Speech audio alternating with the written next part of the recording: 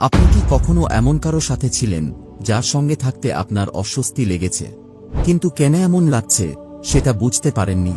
হয়তো তাদের কথা বলার ধরন, ছোট ছোট আচরণ কিংবা তাদের নীরবতাই আপনার মনে সন্দেহ তৈরি করেছে। মনে হয়েছে কিছু যেন ঠিকঠাক লাগছে না। এটাই বাস্তবতা। আপনার চারপাশের সবাই আপনার ভালো চায় না।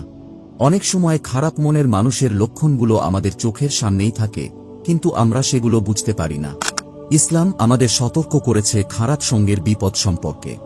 খারাপ সঙ্গ আপনার আত্মাকে ধ্বংস করতে পারে। মহানবী হযরত মুহাম্মদ সাল্লাল্লাহু আলাইহি ওয়াসাল্লাম বলেছেন, ভালো সঙ্গী এবং খারাপ সঙ্গীর উদাহরণ হল আতরের বিক্রেতা এবং লোহার কারিগরের মতো। আতরের বিক্রেতা হয় আপনাকে কিছু উপহার দেবে, নয়তো আপনি তার কাছ থেকে কিনবেন কিংবা অন্তত তার সুন্দর ঘ্রাণ উপভোগ করবেন। আর লোহার কারিগর হয় আপনার পোশাক পুড়িয়ে দেবে, নয়তো তার কাছ থেকে আপনি দুর্গন্ধ পাবেন। আসসালামু আলাইকুম ওয়া রাহমাতুল্লাহি ওয়া বারাকাতুহু। প্রিয় ভাই ও বোনেরা, এই ভিডিওতে আমরা জানব 7টি গুরুত্বপূর্ণ লক্ষণ যা আপনাকে সাহায্য করবে বুঝতে যদি কেউ আপনার চারপাশে খারাপ উদ্দেশ্য নিয়ে থাকে। পাশাপাশি ইসলামের আলোকে নিজেকে সুরক্ষিত রাখার উপায়গুলো জানব। এগুলো শুধু সাধারণ লক্ষণ নয়, এগুলো আপনার হৃদয়, মানসিক শান্তি এবং ঈমান রক্ষার জন্য সতর্ক বার্তা। তাই এই বিষয়গুলো গভীরভাবে বোঝা এবং কাজে লাগানো আমাদের জন্য অত্যন্ত জরুরি। চলুন শুরু করি। 1. তারা সবসময় নেতিবাচকতা ছড়ায়। আপনার কি কখনো এমন কারো সঙ্গে সময় কাটাতে হয়েছে যিনি সবকিছুতেই খারাপ কিছু খুঁজে পান? ভালো পরিস্থিতিতেও তারা সমালোচনা করেন, অভিযোগ করেন কিংবা অন্যকে ছোট করার চেষ্টা করেন। তাদের কথায় থাকে না কোনো উৎসাহ বা আশার বাণী, বরং তাদের কথাগুলো সবসময় বিষাক্ত, যা আপনার মনোবল নষ্ট করে দেয়। কুরআনে আল্লাহ বলেছেন, তোমরা মানুষের সঙ্গে উত্তমভাবে কথা বলো, কিন্তু নেতিবাচক মানুষ এই নির্দেশনার ঠিক উল্টো কাজ করে। তারা এমন কথা বলে যা সন্দেহ তৈরি করে, ভয় ছড়ায় এবং অন্যদের মানসিক শান্তি নষ্ট করে। তারা আপলিফটিং করার পরিবর্তে অশান্তির বীজ বপন করে। তাদের সঙ্গে বেশি সময় কাটালে আপনি নিজেও ধীরে ধীরে ইতিবাচকতা হারাতে শুরু করবেন। নেতিবাচক লোকেরা প্রায়ই বলে, আমি শুধু সত্য কথা বলছি, বা বাস্তবতা এটাই, কিন্তু আসলে তারা অন্যদের নিচু মানসিকতায় নামিয়ে আনতে চায়। ইসলাম আমাদের শেখায় আমরা যেন আমাদের হৃদয়কে সুরক্ষিত রাখি এবং খারাপ আচরণের প্রভাব থেকে দূরে থাকি।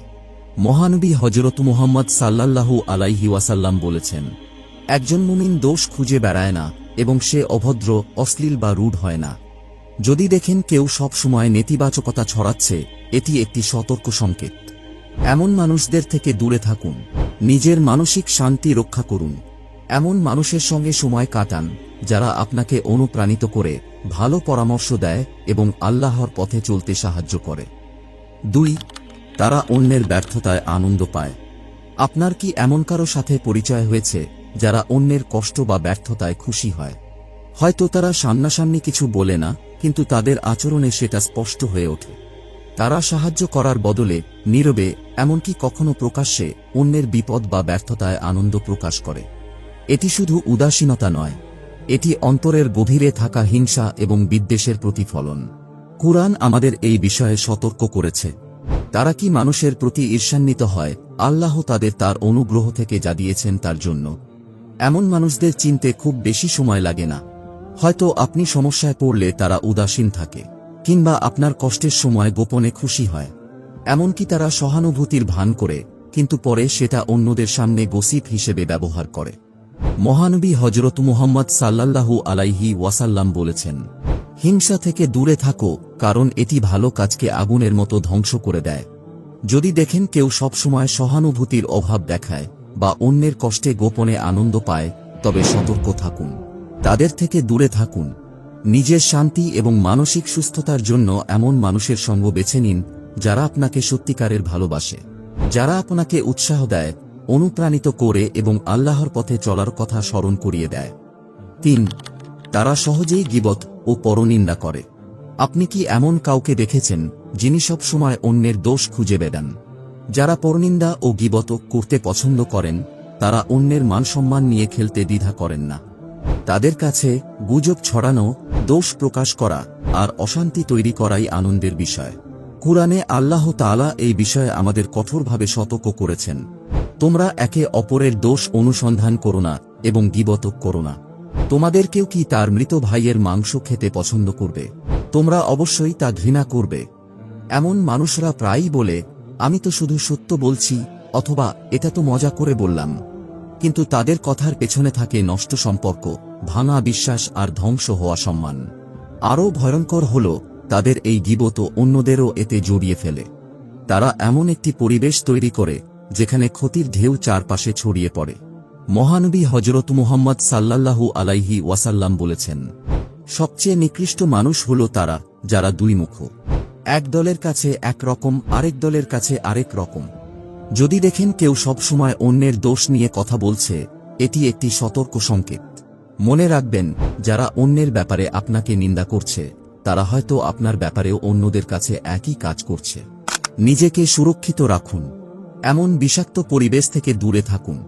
গীবত বা পরনিন্দায় অংশগ্রহণ করবেন না। আল্লাহ আমাদের সবাইকে এই ধরনের খারাপ স্বভাব থেকে রক্ষা করুন। 4. তারা নিজেদের স্বার্থে অন্যদের ব্যবহার করে। আপনি কি কখনো এমন কাউকে দেখেছেন যারা অন্যদের সাথে সম্পর্ক তৈরি করে শুধু নিজের লাভের জন্য? তারা মিথ্যা বলে, প্রশংসা করে বা অপরাধবোধ সৃষ্টি করে অন্যদের নিয়ন্ত্রণ করতে চায়। তাদের কাছে মানুষ কোনো বন্ধু নয়, বরং তারা শুধু তাদের কাজে লাগানোর উপকরণ। কুরআনে আল্লাহ তাআলা এমন প্রতারণামূলক আচরণ সম্পর্কে আমাদের সতর্ক করেছেন।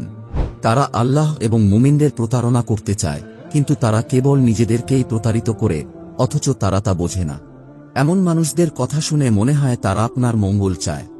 তারা আপনাকে সেই কথা বলবে যা আপনি শুনতে চান, কিন্তু সময়ের সাথে সাথে তাদের আসল উদ্দেশ্য পরিষ্কার হয়ে যাবে। তারা কেবল আপনার কাছ থেকে লাভ নিতে চায়, আপনার মনোভাব বা ভালোবাসা নিয়ে তাদের কোনো চিন্তা নেই। মহানবী হযরত মুহাম্মদ সাল্লাল্লাহু আলাইহি ওয়াসাল্লাম বলেছেন, আল্লাহর কাছে সবচেয়ে প্রিয় মানুষ সেই যারা অন্যদের সবচেয়ে বেশি উপকারে আসে। যদি আপনি দেখেন কেউ সব সময় আপনাকে এমন কিছু করতে বাধ্য করছে যা আপনার জন্য ভালো না, তবে এটি একটি সতর্ক সংকেত। নিজেদের সুরক্ষিত রাখতে সীমানা নির্ধারণ করুন। এমন সম্পর্ক তৈরি করুন যা সত্যিকারের ভালোবাসা এবং সহানুভূতির ওপর ভিত্তি করে হয়, আর যেখানে কারো কোনো স্বার্থ থাকে না। 5. তারা সবকিছু নিয়ন্ত্রণ করতে চায়। আপনি কি এমন কাউকে চেনেন যিনি নিজের নিয়ন্ত্রণে সবকিছু রাখতে চান? তারা সব সময় অন্যদের উপর আধিপত্য বিস্তার করার চেষ্টা করে। মিথ্যা, ভয় দেখানো বা সূক্ষ্ম চাপে ফেলে অন্যদের চিন্তা ও সিদ্ধান্তের স্বাধীনতা কেড়ে নেয়। কুরআনে আল্লাহ তাআলা এমন আচরণের ব্যাপারে আমাদের সতর্ক করেছেন। তিনি বলেন, নিশ্চয়ই ফেরাউন নিজেকে মহৎ বলে প্রকাশ করেছিল এবং তার জনগণকে বিভিন্ন দলে বিভক্ত করেছিল। তাদের একটি দলকে সে নির্যাতন করত। আসলে এমন নিয়ন্ত্রণের প্রবণতা আসে তাদের নিজের ভেতরের ভয় এবং নিরাপত্তাহীনতা থেকে। তারা অন্যদের উপর ভরসা করতে পারে না। সব জিনিসগুলো স্বাভাবিকভাবে চলুক তা তারা চায় না। তারা সব সময় নিজের ইচ্ছা অন্যদের উপর চাপিয়ে দিতে চায়।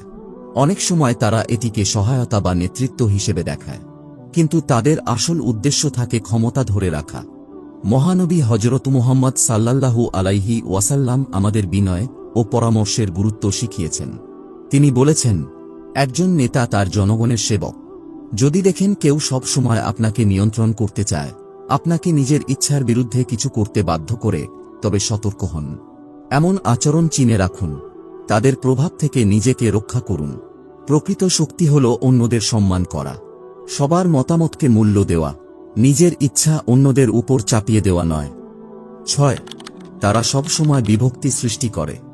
আপনি কি এমন মানুষ দেখেছেন যারা সব সময় বন্ধুদের মধ্যে ভুল বোঝাবুঝি তৈরি করে? তারা পরিবারের মধ্যে গুজব ছড়ায়, সম্পর্ক নষ্ট করে, যেখানে যায় সেখানেই ঝগড়া বাঁধায়। মনে হয় যেন তাদের আসল উদ্দেশ্য হল সম্পর্ক ভাঙা। এ ধরনের আচরণ শুধু ক্ষতিকর নয়, বরং ভীষণ ধ্বংসাত্মক। আল্লাহ তাআলা কুরআনে আমাদের সতর্ক করে বলেছেন, তোমরা সবাই মিলে আল্লাহর রশি দৃঢ়ভাবে ধরো এবং বিভক্ত হজো না। এরা জানে বিভক্তি মানুষের শক্তি নষ্ট করে, সমাজ ও পরিবার দুর্বল হয়ে পড়ে। তারা অশান্তি সৃষ্টি করে এবং সেই বিশৃঙ্খলার ফায়দা লুটে। বাইরে থেকে তারা নিরীহ মনে হতে পারে, কিন্তু তাদের কথাবার্তায় প্রায়শই ঝগড়ার কারণ হয়। মহানবী হযরত মুহাম্মদ সাল্লাল্লাহু আলাইহি ওয়াসাল্লাম বলেছেন, আমি কি তোমাদের এমন একটি কাজ সম্পর্কে বলবো যা রোজা, নামাজ ও দান খয়রাত থেকেও উত্তম? সেটি হলো মানুষের মধ্যে শান্তি প্রতিষ্ঠা করা। কারণ বিরোধ ও শত্রুতা ভালো কাজগুলোকে ধ্বংস করে দেয়। যদি দেখেন কেউ বারবার বিভেদ সৃষ্টি করছে, তাহলে তাদের থেকে দূরে থাকুন। তাদের কথায় প্রভাবিত হবেন না, বরং সম্পর্ক জোড়া লাগানোর চেষ্টা করুন। মনে রাখবেন, যারা একতায় বিশ্বাসী তারা সমাজের আসল শক্তি, আর যারা সংঘাত সৃষ্টি করে তারা শুধু দুর্বলতাই বাড়ায়।